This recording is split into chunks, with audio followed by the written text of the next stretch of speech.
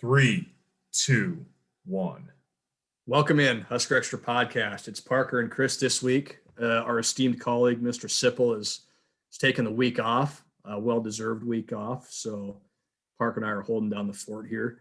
We'll talk a little football today. We'll talk a lot of baseball today. Regional sites were announced today, Nebraska not among those. We'll talk a little hoops. We'll kind of hit on everything, even though it's kind of a slow part of the calendar. But as always, let's just maybe get right into it with football. Like we said, it's quiet right now, but we know that the noise is coming next month with official visits and those sorts of things. And Nebraska with a 2022 class needs to get filled out. Yeah, it's super interesting. Well, I mean, it's quiet right now. There's just not a whole lot that's going on. I mean, we've spent the week sort of going positionally through the defense, what we learned this spring. Going to do a sort of updated projected depth chart over the weekend. But yeah, I mean, there's not a lot going on. It's sort of like you say, Baz, like the calm before the storm, because on June 1st, the recruiting dead period ends for the first time since mid-March, and basically all hell is going to break loose. There's going to be official visitors. There's going to be unofficial visitors. The NCAA has sort of green-lighted this, like, any player on an unofficial visit can do a private 1-hour workout with the coaching staff because they've had so little in-person evaluation time over the past year and a half. So you're going to have kids that staffs really want coming to campus on visits and committing and all that. And then you're going to have guys who maybe you want to learn more about come in and work out and maybe earn an offer or maybe not. It's just going to be kind of all out. It's like Ryan Held said during spring ball. Said, I told my wife I'll see her in a month, in July, basically after that. So that's all coming. We know of about a dozen official visitors Nebraska has on the books right now. But for now, it's kind of quiet outside of kids getting those visits lined up and coaching staffs trying to figure out, when to have the big groups of visitors on campus. It's funny because it's quiet now, and then June's going to be, like you say, just an absolute madhouse, and then July is just going to be like really quiet again because everybody's going to go on vacation and like actually get out and do something with their lives for the first time in 2 years. So it will be like, it'll be hilarious because there'll be basketball recruits on campus, football recruits, every baseball, volleyball, like they'll all probably flying on the same flights into Lincoln, and like Nebraska's just going to have the fleet of SUVs lined up at the airport to take the kids over to the football stadium or Pinnacle Bank or Haymarket Park. So, yeah, it's coming hot and heavy, and it's true for football. It's true for basketball. We know they're going to have a lot of official visitors. They've already got a few lined up. Isaac Trout being one of those. The kid. I've heard of him. Yeah, you may have heard of him. He's among a group, and I don't know the exact number, but it's growing to double digits pretty quickly. Yep. I think so. It's going to be that. It's that time of year, and it's critical, obviously, because you actually get to see kids again, of course. But Nebraska, for football, they don't have a lot of signees for that 2022 class yet. It's obviously still very early. It's the spring of 2021, but it's time to start making headway there, and we'll see a lot of that here, basically in 2 weeks, I suppose. It's interesting because they started to kind of get it rolling a little bit with Ernest Hausman from Columbus. The linebacker was the first one, and then Victor Jones Jr., the receiver from Florida, who they've known about forever, jumped on board. And then once the NCAA sort of like said officially that the dead period was going to end, the number of commits has really dropped off, I think, all over college football. And that's because, I mean, I think it goes both ways. It's because players know that they're going to be able to get to go see campuses. And so they're like, it's close enough to June 1st. I might as well just wait and go see schools. And then I think schools are doing that too, where it's like, if you're not absolutely sure about a kid, like, why not just basically slow play it until they get to come to campus and you can see them for yourselves, especially now that you can work kids out. I mean, it just makes a lot of sense. So I think you've seen, I think the numbers reflect this nationally, a pretty significant dip in the number of kids that have committed in the past few weeks. But man, it's going to explode in June. I mean, I don't think then, so you've got this sort of like the water building up behind the dam. And once it starts to go in June, then you're going to get kids that feel like, okay, I need my spot in a class. Yeah. And so I think there's going to be a rush all over the place. We can talk about this briefly.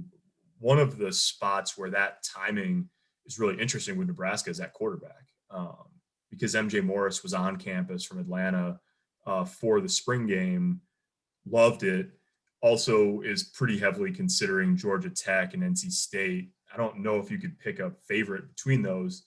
But Nebraska's got a couple other quarterbacks that it also likes. Richard Torres from San Antonio and AJ Bianco from Honolulu, sort of chief among them. Both those guys want to get to campus in June. I think Torres is set for the first week, and then I'm not sure Bianco, at some point probably that month. And so, like, the question is, neither of those guys have been to campus. The staff hasn't been able to evaluate either of those players in person.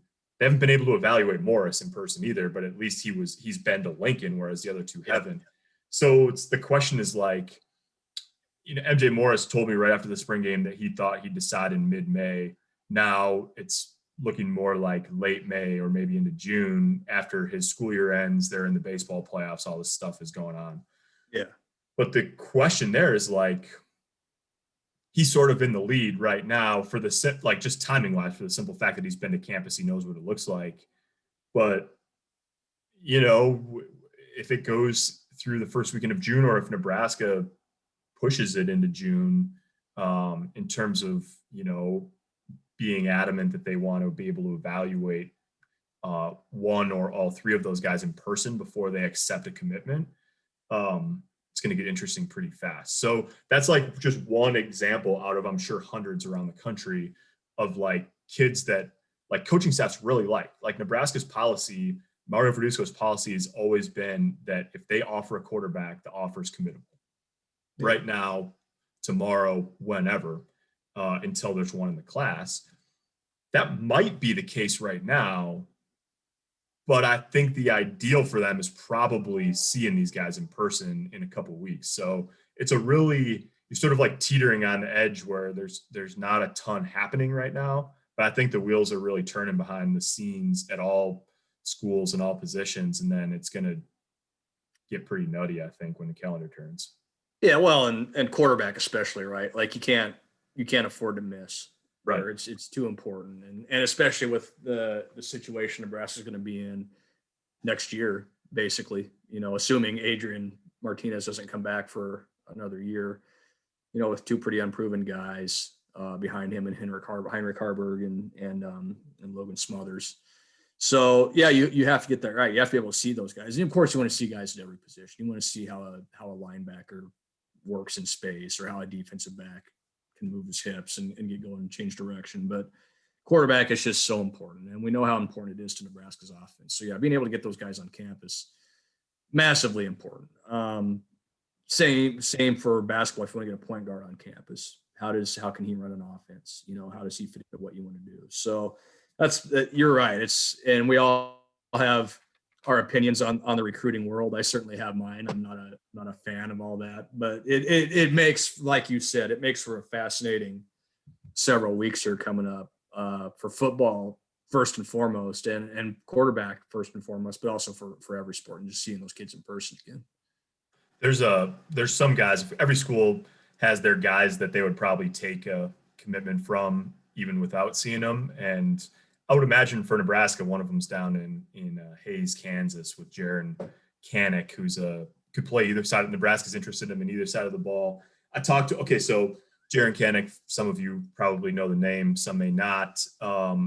He's 6'2", 210. He and his best friend Gavin Myers are both Power 5 prospects in Hayes, Kansas, which is like 5,000 person town. So two in one class in Hayes, which is pretty cool. Kanek, when I talked to him earlier this spring, he had just run 10.6.7 in the 100 at 210 pounds. Moving. And he was like, yeah, that was my first track meet of my high school career. And I was like, how is that possible? What? Yeah. Like, did you just decide to run track? And he said, no, I love track, but he had injuries that held him out his entire 8th grade spring and freshman spring. And then his sophomore spring track got canceled because of COVID.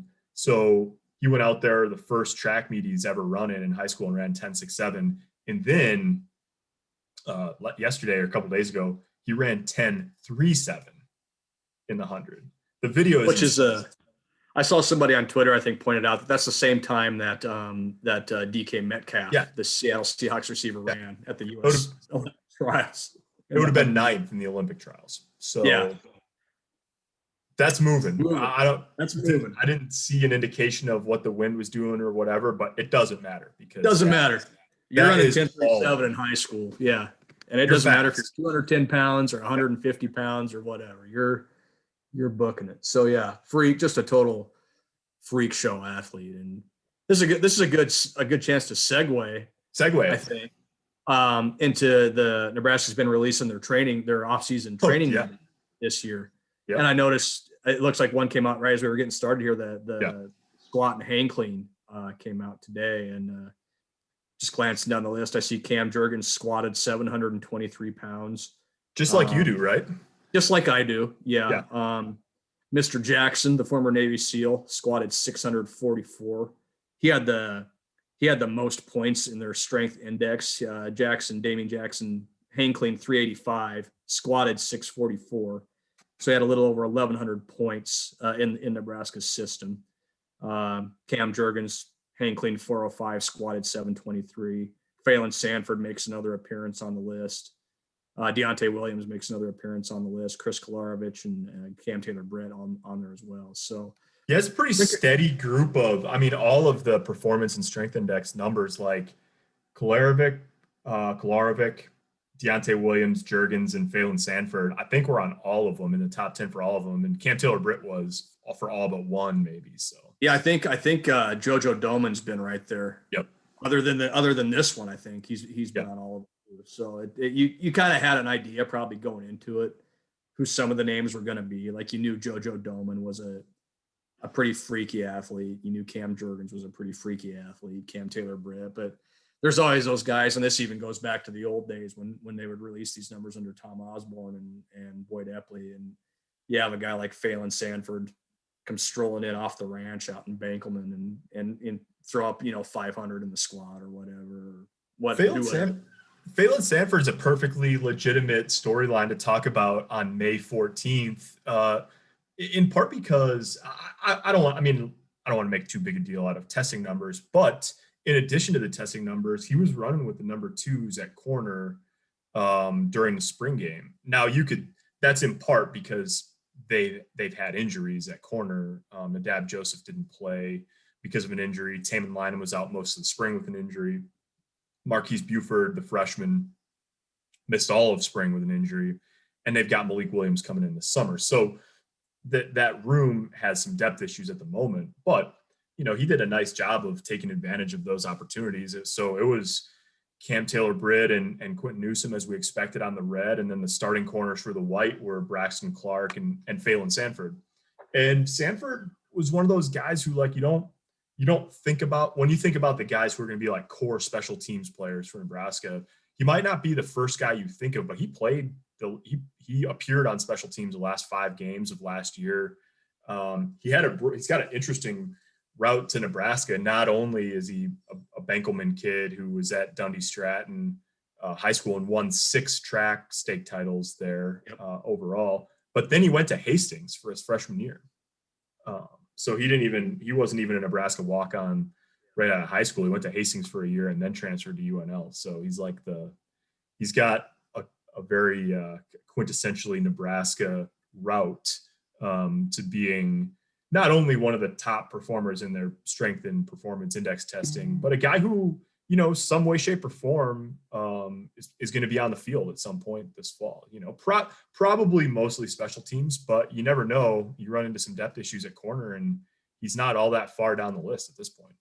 Yeah, well, and those testing things can probably tell you a lot about who's going to be on special teams, right? Yeah, probably. You've got a guy like Phelan Sanford who is obviously strong, can run, agile, can do all the things athletically that you need a guy to do on special teams without having to put, Cam Taylor-Britt out there on special teams, for example, or whoever it may be. He's in a similar athletic category, not the same, of course, but similar to what a Cam Taylor-Britt or a Deontay Williams. And that gives you depth. And he's a Nebraska kid. So, he's going to go out there and run down the field with his hair on fire, same as, he's got plenty of hair to be on fire too. Well, that's true. He's got great hair. We saw a video of him throwing a calf into the chute today too on Twitter. He tweeted out some of that, and it just couldn't be more. It just couldn't be more.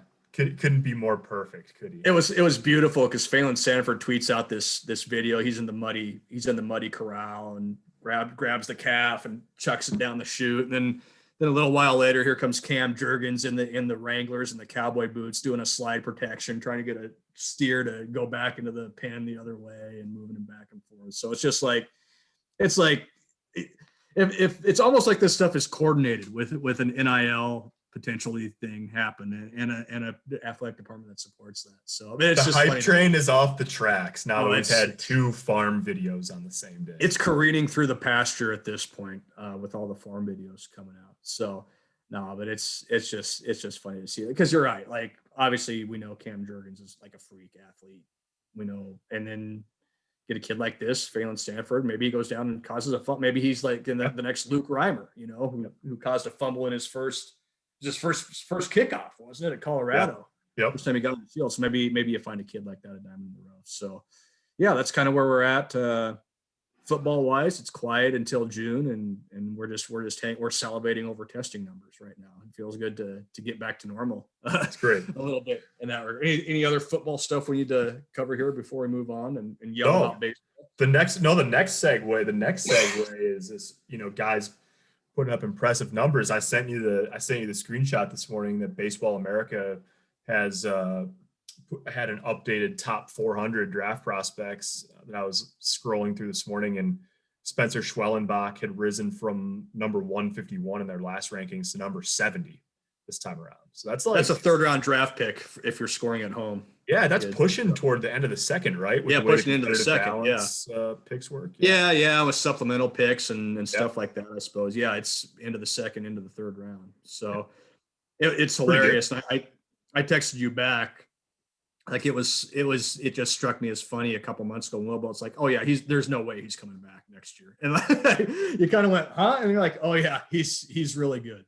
Yeah. So no, and like it's to the point now where he's so good that you almost take it for granted a little bit. Like he's going to come in and throw 95 on the mound after he plays 7 or 8 innings at shortstop and probably throws like 3 dudes out on impossible plays across the diamond from deep in the hole. And then last week, of course, goes over and plays first base and has the perfect relay throw home to save the game against Rutgers. Like he's just go ahead.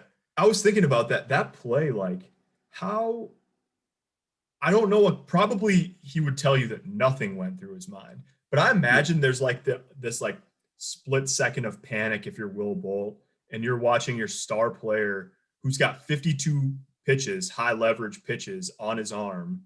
Yeah. Taking that relay and getting ready to uncork it home. Like that's I mean, he's out there, he's out there putting it on the line though. That's the thing. I mean, you love to see it. That's just I don't want to say it's a dangerous play, but like when I saw you tweet about the relay throw home, I was like, oh, the guy who just pitched 4 innings. Yeah. Yeah. Well, and it's like, that's baseball too, right? Like you knew like the second that Schwellenbach trotted over to first, he was probably going to be in the middle of something, whether it was ball's going to find you. The ball always finds you. And that's why Will Bolt puts him out there, right? Like Will Bolt hasn't been shy about saying that, yeah, Spencer Schwellenbach's our best player. Like, and he's special. He's a great, he's all this. Speaking of hype trains, like Will Bolt's been driving the Spencer Schwellenbach hype train. And, when he was talking about it in the preseason, he's been on the mound, he's out, lights out. We're kind of going, okay, yeah, like we've heard this before. Then that first time he comes out and you just go, whoa. 97, yeah. 97 down at Purdue, and you're just going, holy crap. Like Will Bolt wasn't lying. And he's like Nebraska's Shohei Ohtani. He seriously is. He seriously is. And like, he's a freak. Like he's as good a player as Nebraska's had in a long time. Probably going back to the mid 2000s, when Nebraska was regularly competing in regionals, super regionals, having a chance to go to College World Series. He's that he's that type of guy. Like he's a foundational piece. And Will Bolt loves guys like that, right? Like he loves guys that want to be in the middle of it, that want the ball, that want to be at first base after they pitch and play short and have to make that relay throw home. Like that's what Spencer Schwellenbach is. And that's what a lot of those guys on that team are. But Spencer Schwellenbach just happens to have like top 2 or 3 round talent. Yeah. And yeah. So, I mean, you're talking about a potential Big Ten Player of the Year. You're talking about a potential national John Olerud Award winner, which goes to the top 2-way player in the country every year. I think the trophy is just like a bronze batting helmet that you wear like when you're playing first base, like John Olerud used to do. Look up John Olerud, kids, all you young kids. Come on, kids. John Olerud. Toronto Blue Jays, look it up. But no, he's just a special player. And like you talk to him and like he's just one of those guys when you talk to him. You can tell he's a dude. Like it's just, oh yeah, I want the ball. I want to be out there. I want to be in that spot and I want to be that guy. So yeah, he'll be long gone next year and he's going to get paid a lot of money to play baseball and good for him. He's a special player. And he might get to go on the road to play in an NCAA regional before his time in Nebraska's up. Yeah, his last game at Nebraska will be May 30th, whether he wants it to be or not. The NCAA announced today there are 20 preliminary host sites for regionals, and they'll whittle that down to 16 on May 31st when they announce the NCAA tournament field. They're doing it differently this year, of course. With COVID, they wanted to announce these sites a few weeks ahead of time so you can have all your testing protocols in place and things like that and be ready to go. And Nebraska put in a bid last month. Will Bolt talked about it. And at the time, I think they were 20-7 and starting to get ranked and starting to get national attention. You're thinking, okay, well, Nebraska might be back in the business of hosting regionals, which they haven't done since 2008. And we're going, man, that'd be awesome. A regional at Haymarket Park in June, like weather's going to be warm. They'll have great crowds and this is awesome. And Nebraska kept winning. And then Rutgers came to town and swept in 3 games. And all of a sudden that went out the window. And you start looking at the teams that are in this preliminary list, 7 SEC teams. Of course, that's no surprise. That was always going to happen. 3 Big 12, 3 Pac-12, I think 3 ACC, 2 or 3 ACC, and then some others sprinkled in there as well. And the one common thread among all these 20 schools is that they have all played non-conference games. And what do you know? What do you know? And if you'll recall, the Big Ten said, we are not allowing our schools to play non-conference games this year. They will play a conference-only schedule. So what that means is not only is Nebraska not going to host, that means Michigan isn't going to host. That means Indiana isn't going to host, or Iowa or Maryland. And that means your Big Ten champions at best going to be a 2 seed probably and playing on the road through this whole thing, because the super regional sites are going to come from these 20 preliminary sites too. So you're talking about a power conference, one of the most powerful conferences in the country, sending its league champion on the road for the entirety of sending all the teams that qualify for the NCAA tournament on the road for the entirety of the NCAA tournament. And that's nice. That's nice. And it's just like, it's a long, how much how much the no non-conference played into this, who knows, but you start digging into it and you realize it probably had something to do with it because look, Nebraska couldn't go play, Southern Miss, for example, who they couldn't go play Gonzaga, who's a host. And if you look at Gonzaga's non-conference, they did, they did what, Nebraska or Michigan or somebody else would have loved to do. They went down and played TCU at TCU, who's probably going to be the number 2 national seed, and took 2 or 3 from TCU. They proved it. They beat Kansas State. They beat Oregon State. They beat Washington, who made the CWS in 2019. They beat Washington State. They went on the road and beat all these teams. Louisiana Tech, same thing. Had a strong non-conference. East Carolina's 33-10, has beaten North Carolina a couple times this year. They proved themselves in the non-conference. And yes, these teams have gaudy records. You can throw Charlotte in there, Louisiana Tech, Pittsburgh. These teams have been good in their leagues, but they've also proved it outside of the conference too. And that makes what happened today for Nebraska, certainly, and for the other schools in the league, it makes it sting that much more, because everybody knew when this schedule was announced, that was the first thing out of everybody's mouth. Well, they're they're screwed because they're not playing non-conference games. They're not playing midweeks. And now look, now you're seeing the result of that. There's no Big Ten teams hosting. And, in Nebraska, Michigan, Indiana are all going to have to go on the road and try and do it. Yeah, it's tough because it's the non-conference thing. I mean, obviously it gives you a chance to build your own resume, but it also helps put in perspective other things that happen over the course of the season. Like if Rutgers puts together, I mean, Rutgers has been tough this year in the Big Ten. If they put together a nice non-conference season like that, getting swept is still by Rutgers at home is still going to be damaging to your resume, no doubt about it.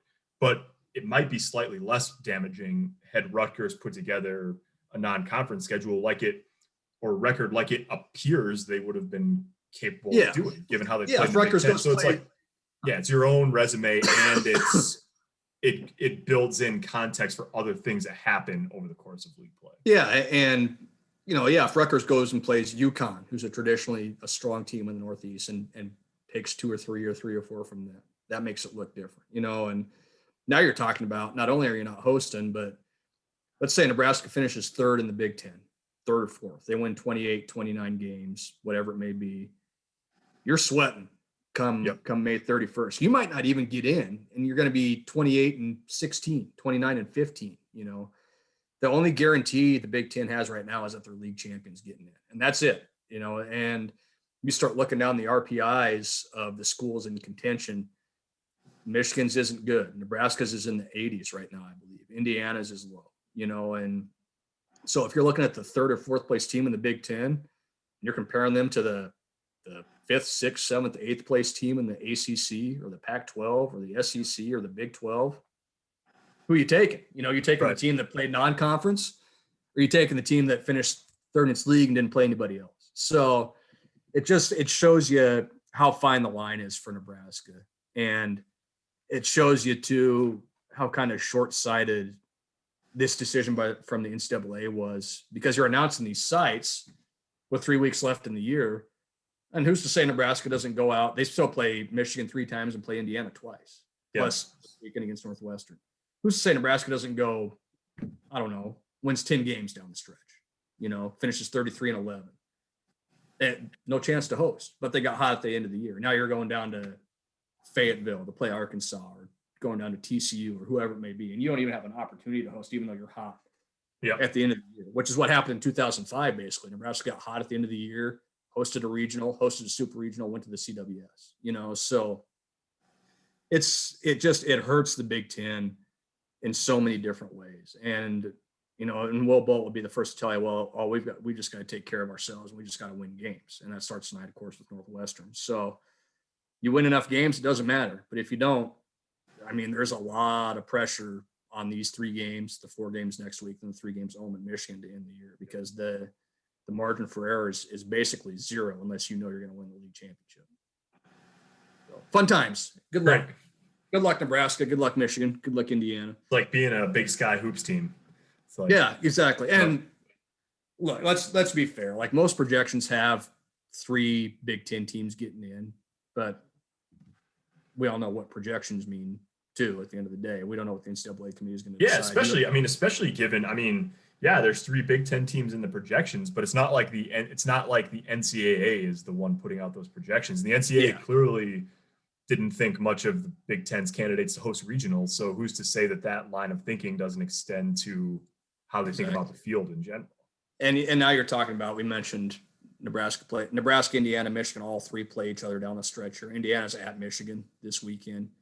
What if all those 3 teams just beat up on each other and they all go 3-3 against each other, however the numbers work out? Then what? Then where are you at? Nobody really gained any ground or anything. So it's just maybe it'll be like the midseason ad to the awards watch list or something. Like they'll stick Michigan on, like, oh, guy's got 50 catches 6 games into the year, he should probably be on the Blitnikoff list. Like, someone gets hot and sorry guys, it's 21. Oh yeah. Oh, Michigan's won 12 in a row. We'll throw them in there. We'll make them the 14 seed. So I doubt it. No. Yeah, it won't happen. It's a tough spot. It is what it is. I'm sure if you got Will Bolt and staff behind closed doors, they'd be happy to share their feelings about how they think it went. but they'll fight the good fight, and they'll tell their guys, look, we got to worry about tonight against Northwestern, and then we got to worry about tomorrow, and then we got to worry about Sunday, and then we'll worry about next week. And winning solves a lot. Winning solves a lot of problems. If Nebraska keeps winning, they'll be fine. But at the end of the day, like we said, the only guarantee is if you win the league. So, I mean, that's goal number one for Nebraska right now, and that's what makes all these games just so hugely important on the stretch. So there's some baseball talk for you. How about that? We talk about the baseball podcast now. This is a baseball podcast. You want to talk about the Brewers or anything? No, nothing to talk about. We can't. There's no offense to speak of, so it'd just be about the offense is offensive. You might say. We won't talk about. They're the Brewers trio of starting pitchers, and they just lost 2 of 3 to the Cardinals. 3 starting pitchers combined for 19 2/3, 2 earned runs, 9 hits, 2 earned runs, 1 walk, 9 hits, 2 walks over 19 innings, 27 strikeouts, and they lost the series. So God, they had 2 different starter. Well, actually, that's not true. Freddie Peralta pitched 7 innings of 1 hit ball, and then Corbin Burns was 5 in his first start back in 2 weeks with 1 hit and 9 strikeouts, or 4 hits and 9 strikeouts, and they lost both. So that's great. Yeah, Matt Harvey. Is it Matt Harvey, the Mets ace? No, not Matt Harvey. DeGrom. Yeah, Jacob DeGrom. He can relate to that. Corbin Burns is at 1.71 or something ERA for the year, with 59 strikeouts and 1 walk. And he's 2-4. God. In the 4 games he's lost 4 times this year, and Milwaukee scored a grand total of 1 run in those 4 games. Oh God. All right. Well, there's your Brewers. Not bitter at all. There's the baseball talk. Yeah. Well, we'll finish this thing off with a little hoops. Bryce McGowan's the 5-star recruit, younger brother of Trey McGowan's, coming in this summer. He'll be here in a month, probably a little less. Played in the Iverson Classic last weekend, kind of an all-star showcase. One of the big ones this summer, as everything else kind of got put on hold by COVID and everything else. And I think had a pretty solid weekend. He finished second in the 3-point shooting contest. Didn't get many minutes, had 6 points in 6 minutes in the actual game. So he was efficient. But you start reading some of the analysis to come out of that, and he really helped himself. Showed some impressive abilities offensively, showed a decent amount defensively. Obviously, there's work that you can do there, but he was not out of place playing with the best players in the country. We're talking, Chet Holmgren, the number 1 recruit in the country, Paulo Banchero. All the big names are there. Love me some Paulo Banchero. It's a great name. It's the best name. The top 2 players this year had great names with Chet and Paulo Banchero. So, but yeah, I mean, look, Bryce McGowan's fit in with those dudes. It wasn't like he was swimming in the deep water or anything like that. Like this is a legit talent coming in, and a guy that's really going to help Nebraska in some form or another, whether that's starting right away, whatever it may be. He's going to play a lot this year. So I think that was really encouraging. And certainly Fred Hoiberg and Matt Abdelmassih knew what kind of talent they had there. They scout and they do all the work on that. But I think to see it proven on that stage, even in limited minutes, it shows you that they got a guy. And it's going to be, I think, really interesting to see how he fits in here. It's so interesting to read like the Jonathan Gavonis of the world, and like a guy who's not on campus yet. I mean, this is the way of the world in basketball with guys like this, but Nebraska just hasn't had one. It's so interesting that the guy's never, I mean, he gets to campus this summer. He's never worn a Nebraska uniform in a game before. And all of the analysis you read about him is through the NBA lens already. Yeah. It's like, here's the professional prospects. Like the guy hasn't even played in college yet. That's obviously that's life in hoops. But I was reading it and I was like, oh yeah, they're talking about him like in terms of the NBA, not. Well, I saw someplace had him as a first round pick, like the 15th pick in the 2023 draft. So think about that. Kid that's never played here might be the highest NBA draft pick Nebraska's ever had if things keep trending the way they are. So we'll see. Got to get here. Got to stay healthy. Got to do all those things. But yeah, it looks like Nebraska's got a guy. I'll I'll pass on one more basketball story. We were talking about this before we came on. This is pretty funny. Yes. Wilhelm Breidenbach, the 6'9" forward from the big California. goggle. The big goggle, BG, is no longer 6'9". He is now 6'11". How did he grow 2 inches, you ask? Well, he went to a chiropractor, or he's been seeing a chiropractor, seeing a doctor. He's got a little bit of a hunch in his back, and the doctor's been working with him and getting him straightened out. And now when he stands up straight, he's 6'11". So Nebraska's adding a 6'11" forward instead of a 6'9" forward who can handle the ball, shoot the three, pass, do all the things Fred Hoiberg wants to do. So I thought that was just a funny little anecdote. Wasn't Hoiberg talking about him as being able to like run the point? Yeah, he was asked when we talked to him last, who's going to be your point guard? He said, well, we have Trey McGowan, we have Kobe Webster, this, that, the other thing. Oh, we could have Wilhelm Breidenbach bring the ball up too. He's been doing that for his high school team in California. And we all kind of went, oh, the 6'9" forward who's playing point guard for his high school team in California right now. So I say right now, yes, now 6'11". I say now because California's playing their basketball season in the spring. So Wilhelm's in the middle of his senior season of high school ball. So once he'll finish that in the next couple of weeks, then pretty much come straight to Nebraska and dive right in. So just I think this roster is like so interesting to me. Like there's just so many high level guys on it, I think. And what does that mean for the Big Ten? Who knows? But there's going to be some competition in practice, and there's going to be some intriguing guys, and we'll see what it looks like come November, end of November, beginning of December. So there you go. I'm gonna go make a chiropractor appointment. Hopefully that'll be 6 foot by the time summer's over. There you go. You got to get stretched out for the summer months to come. Yeah, exactly. So maybe I'll join you. I can get to 6 foot too. My fellow sub 6 footer. So keep dreaming. We'll keep dreaming. You can wish in one hand and what in the other, and see which one fills up first. So on that note, we're gonna wrap this baby up.